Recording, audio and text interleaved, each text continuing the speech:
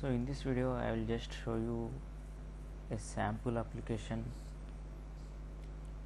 for servlet as a start. So before that let me start the Tomcat. To start the Tomcat we can just launch the shortcut.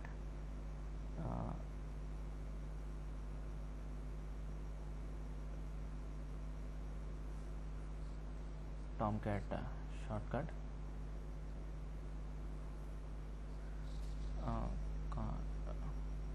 But instead of that what we can do is we can launch the exe file directly, so that it will launch a command prompt for us where we can see the console output, so that each and every step during the deployment, if any errors, everything will be shown on the console window.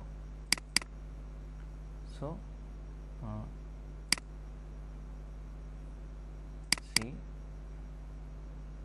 program files, as it is a 64-bit version, Apache Software Foundation, Tomcat 8.5, go to bin, launch this. If you click this W, it's a Windows version, so that it will come in the taskbar, but instead run this version, so that this console window will be opened. Now our next step is to create a sample application. For that purpose I will start with the generic servlet instead of the HTTP servlet. If I try to implement the interface servlet, I need to write all the methods in it. I need to write code for all the methods in it. If it is generic servlet, as it is an abstract class, it will be having some predefined concrete methods already written. Only few methods I need to implement, because abstract class means it's partially written. If it is an interface, it's completely empty, only signatures are created. So if you go to this Tomcat home directory, there is a web apps folder where all the applications will be deployed. If you see any of the apps, you have this web folder where the JSP or the classes files will be there. So as an example, what I will do is I will create one folder here.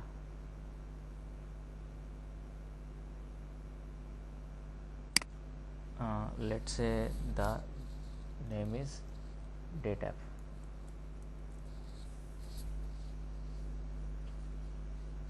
In this one I need to create a folder structure with name web, where I need to host all the files.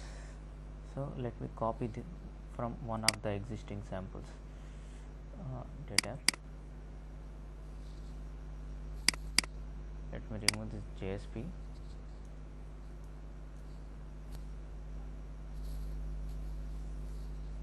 Inside this web I will create one more folder called classes. Okay, inside these classes I will keep my compiled source code. So let me create a source code here first. Let's name it as data SRV in the short form for servlet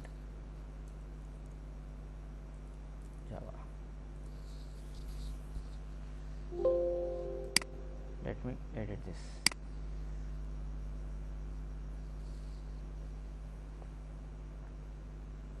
So if you see, there is one more file I copied.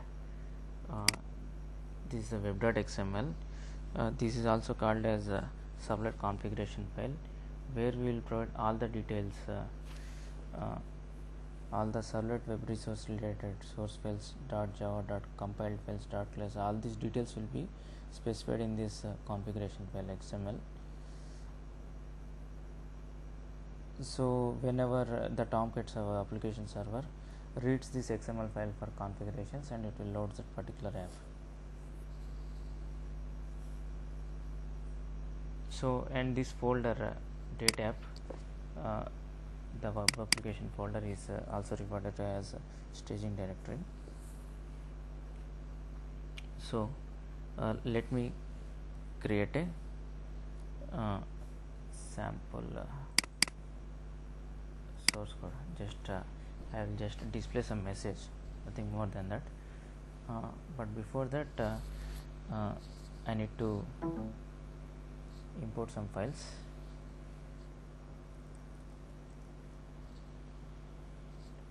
As I am creating a servlet, I need to extend, I need to import the libraries javax dot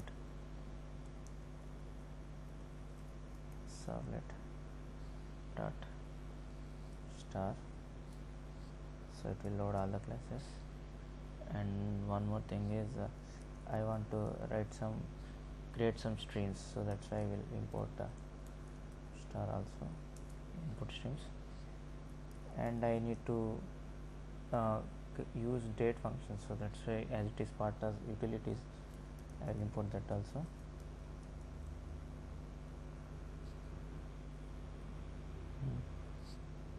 So now let me create my class, public class data survey. Why I am creating data survey as public is this particular servlet, after compilation, it will be running by the Tomcat servlet container, and servlet container is also a Java program which is running from a different folder. So to provide access to my servlet class from another Java program which is running from a different folder, to give access to that one, I should make it as public, then only it will get access. And I am using the base class generic servlet.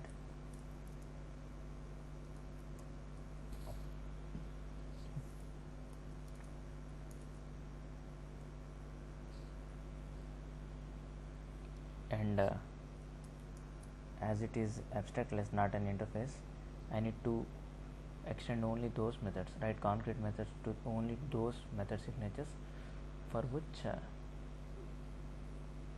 my logic is required. So the main part of that is service. Whenever a request is sent from the user browser, that will be, the service method will be executed. So to and the user's request from that browser, the data will be available in this parameter. And once the request is processed by the servlet, the output will be sent back to the user browser using this variable servlet response.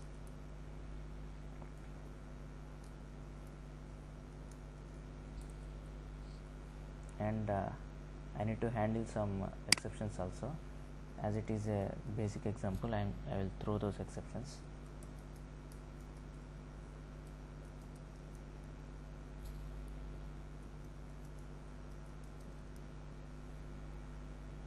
The later part of the videos we will handle with try catch blocks. So now in the service method, I will just input today, just display today's date. So for that I need to create a date object.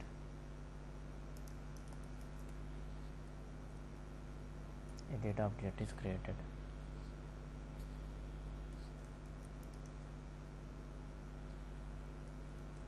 And I will convert this data object to string. When I use this new date without any argument, it will use the current date and timestamp of the server machine where it is executing.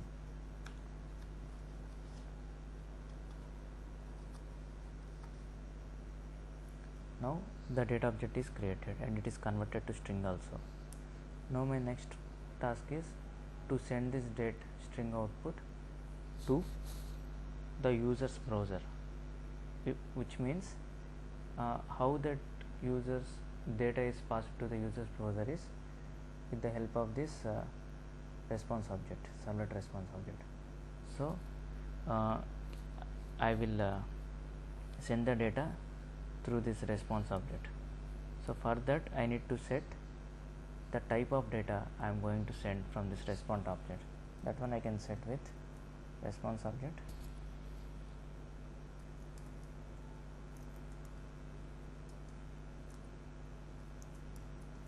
set content type.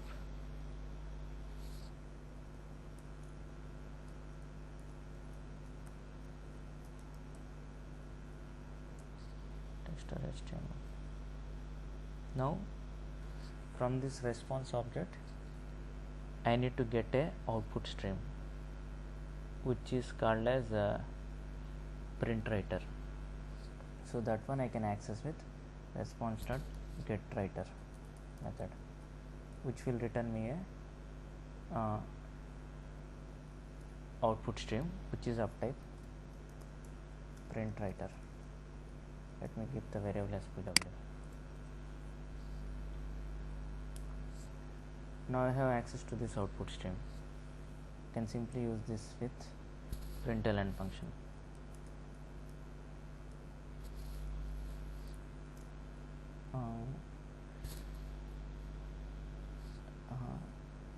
As it is a HTML data, I can surround the data whichever I am typing with HTML tags. Let me keep that as bold. Let me type date and time.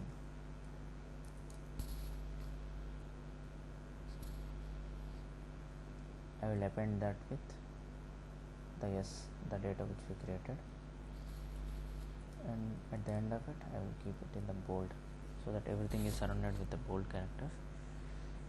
Now once my output is written, I can close the stream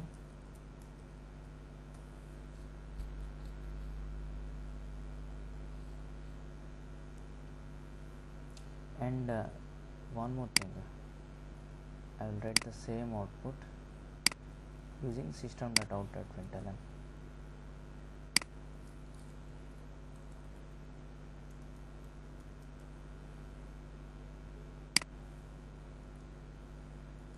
Console date and time.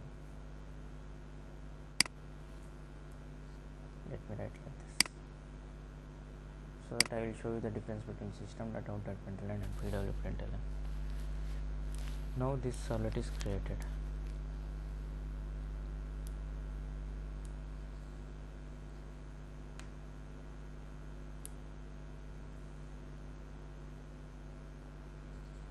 So the main things before compiling this is there might be n number of users sending the request parallelly to this particular servlet.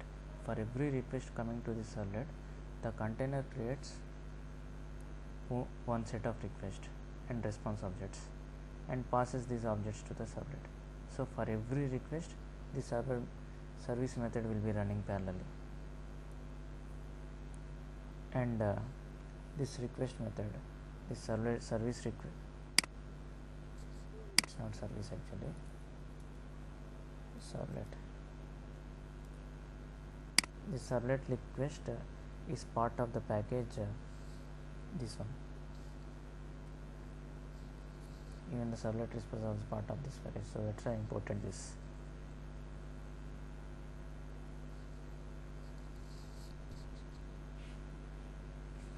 Understood?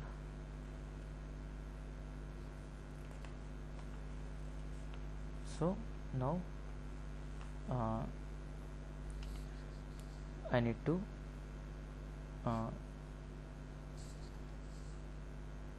and the servlet request and servlet response are interfaces. They are not the direct concrete methods objects.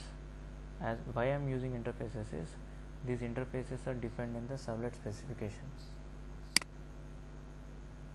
In the, let me open this in the command prompt.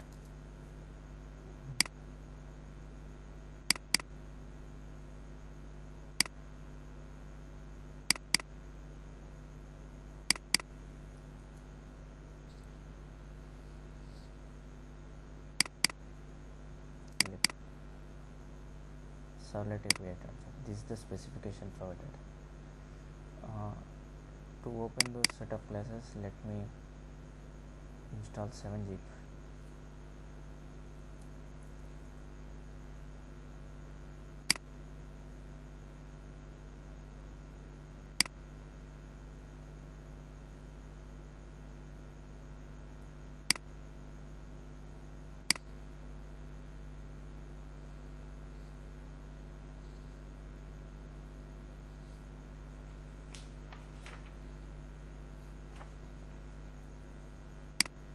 it's installed.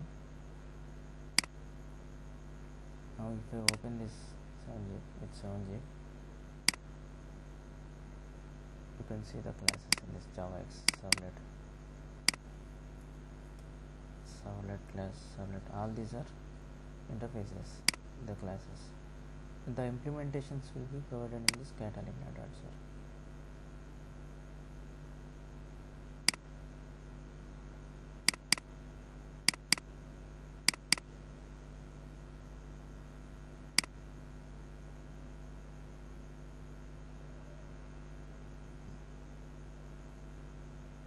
Oh, sorry, not this. Anyway, the implementation names will be different. So we don't need to worry about this implementation because the same programs we might deploy to the WebLogic also. So that's why it is better to use the classes or interfaces mentioned in the servlet API, and whatever the concrete classes, the subclasses from which these interfaces are implemented, those are server specific. We don't need to worry about that. They will be picked directly. So the next part, this servlet API.jar file is not available in the class path. So because it is not in the default Java installation directly. So the while compilation we might get errors as class or particular interface not found. So that's why what I will do is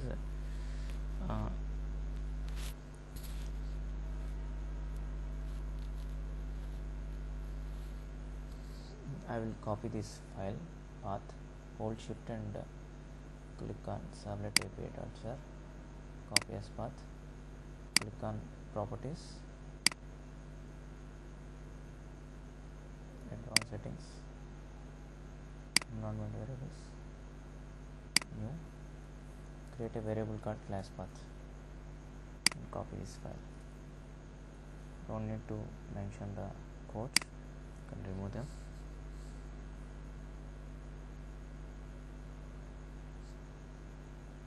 Give semicolon, and dot represents the current working directory.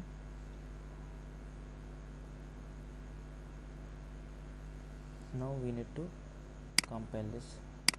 As I created a new environment variable, let me close the browser and command prompt and launch it again.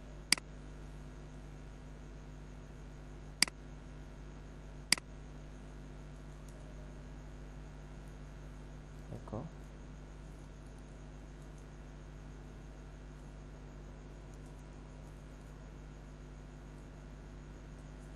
the value is set. Now we need to clear the screen, type dir, you can see the data survey is there. Now compile that.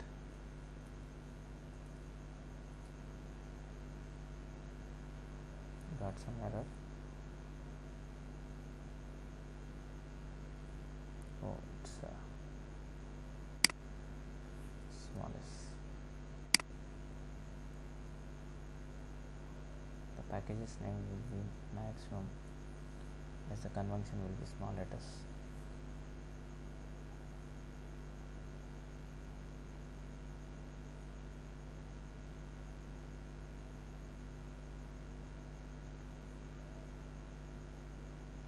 No one error, cannot fit symbol or yes.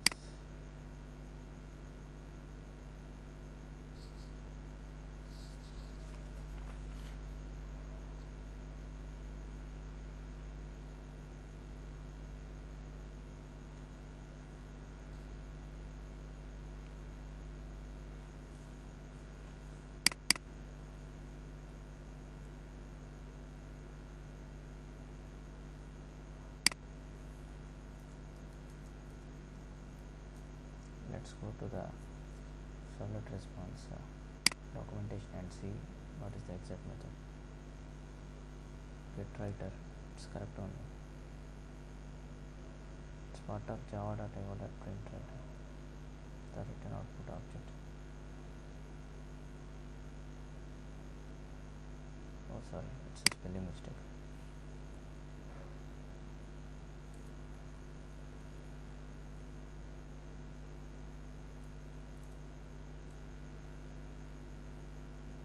Now it's compiled. You can say class file is generated. Now if it is we are running from the using the java.exe, we can directly provide the path of this class file, but it should be executed from the Tomcat server. For that I need to configure this XML file. Open this. You can remove these comments.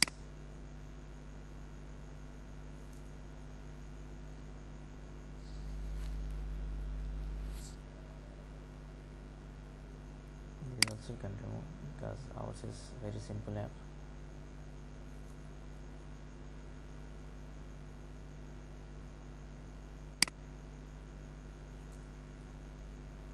I need one servlet section.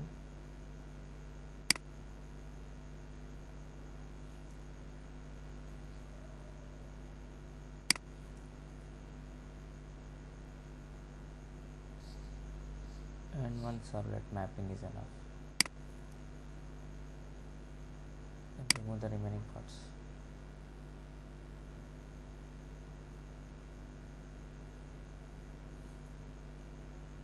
This is the basic structure I need. In the web app section, I can mention a number of servlets which I am creating, and here I will keep the logical name. Let's say some ABC. The same name should keep here also. And this is the servlet class. The class name. If it is part of package, I need to provide this one, but it is not part of any package. I don't have any parameters, so I can remove this.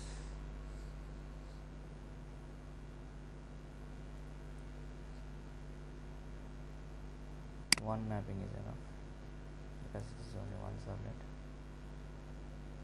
And this is the pattern. This is where I will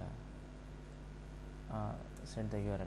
So whenever the user enter the URL as /test, before this I will mention the folder name and the application name as dateapp.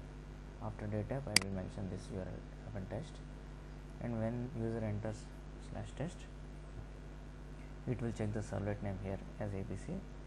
Then from this mapping it will go to the same servlet section with the same name, so ABC, and it will check the servlet class here, and it will execute that particular class. And if you remember, I mentioned init params earlier. Some parameters are removed. That is for adding the parameters or sending the arguments, but now it's a basic one, so this is enough.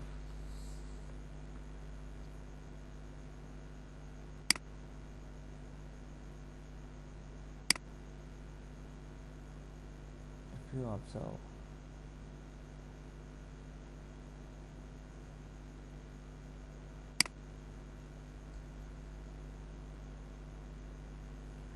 this web.xml file is also called as deployment descriptor file, because this is how it shows the Tomcat server how to run this particular application with the URLs and everything mentioned.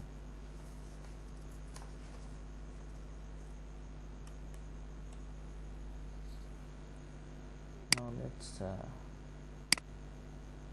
launch this again. I mean, instead of restarting the Tomcat server,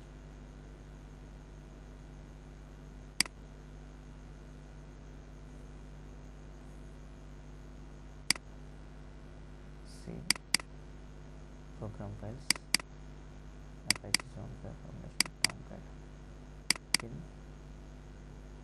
Tomcat. Now see the database is loaded and server is startup. Now the structure, how to mention that. The folder name is dateapp. Just copy this.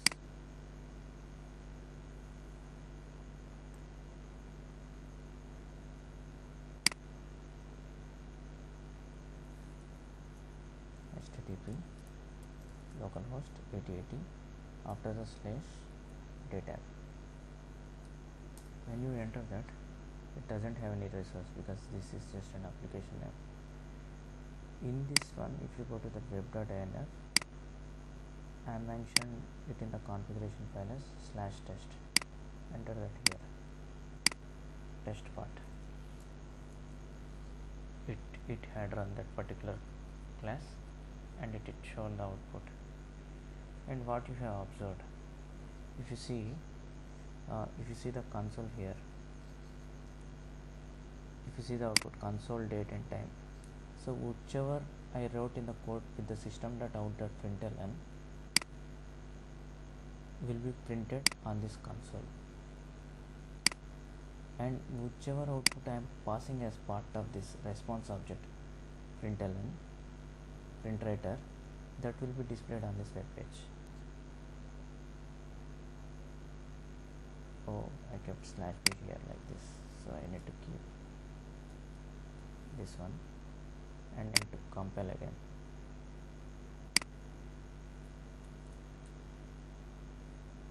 Once I compiled, if I load it back,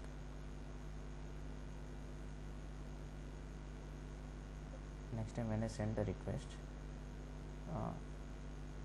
the container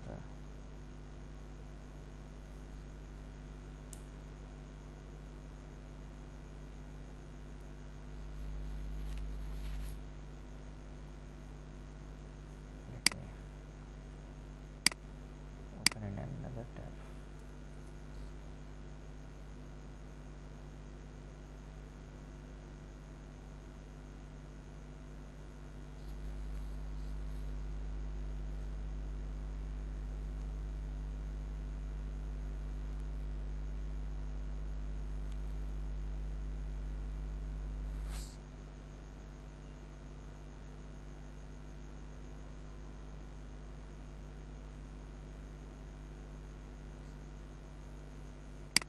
Let me close it again.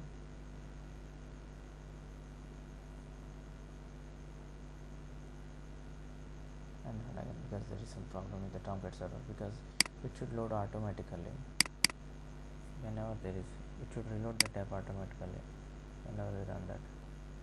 So let me run the request again, you see, and here is the output.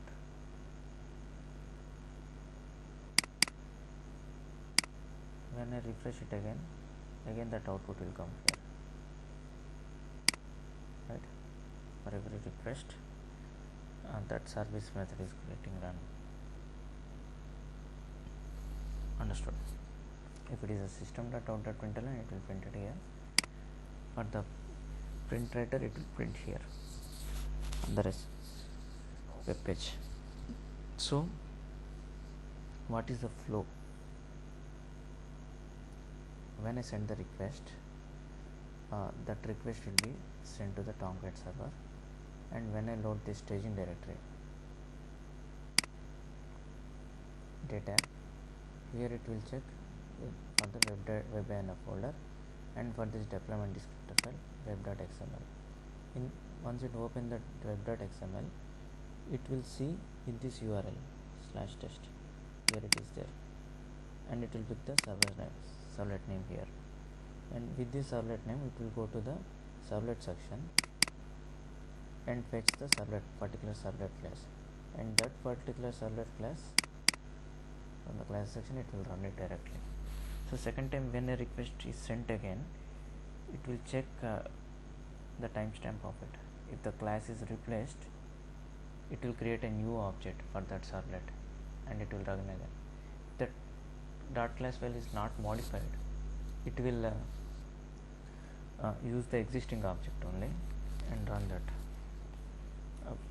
service method from that.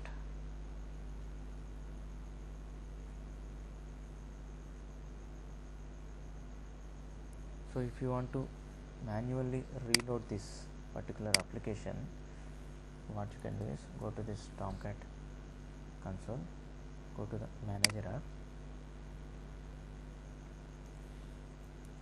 Tomcat, this is the username and password I provided. Here you can see the list of applications, you can see the data app, you can reload this, it will read the container and it will run again, and you can see that.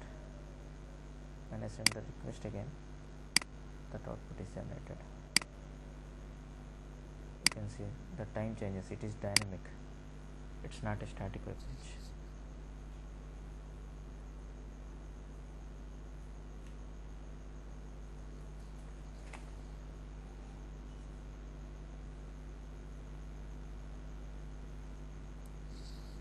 So for every request it will use that existing class object only for servlet. Whenever it reloads, it will again delete that object and it will create again.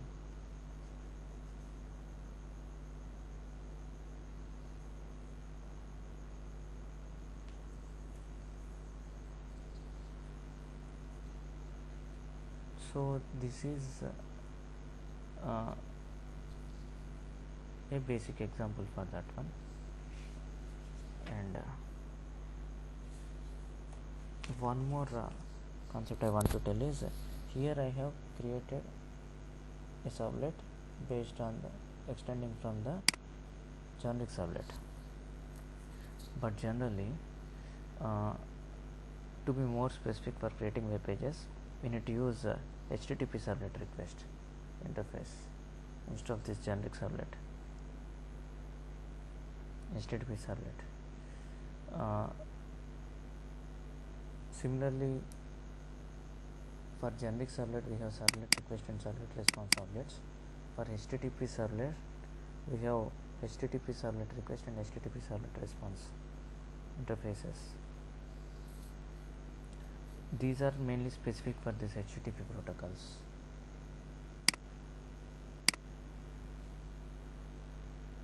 So what is the purpose of this HTTP protocol? As it is specific to the HTTP protocol, some features like MIME types and all, which are specific to this HTTP website access and all, can be more specifically implemented for them, and we can use those features.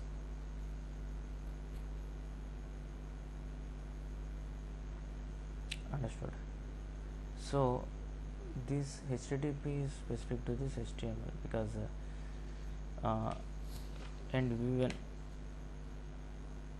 and one more thing is if you remember, I am setting a MIME type here, text or HTML. What is this is whenever a response content is sent to the browser, there are some specific set of output formats, MIME type.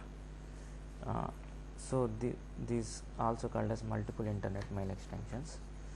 For every software installed in your computer like MS Excel or HTML or text file or doc file, there is some MIME type attached to that one. We can get that from this registries.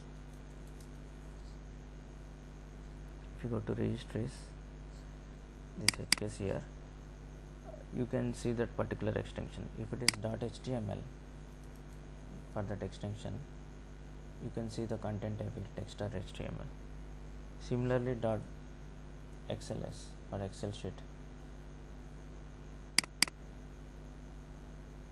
is not set because MS Office is not installed. Go to some XML, .xml. You can see the content type is text or XML. Similarly, .txt. You can see the constant type is text or plain. Like that we can set. And when we have multiple servlets in the same application, we can configure multiple servlet and servlet mapping things here.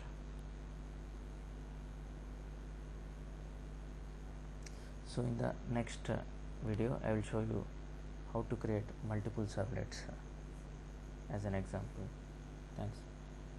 And configure here in this web.xml. Thanks for watching this video.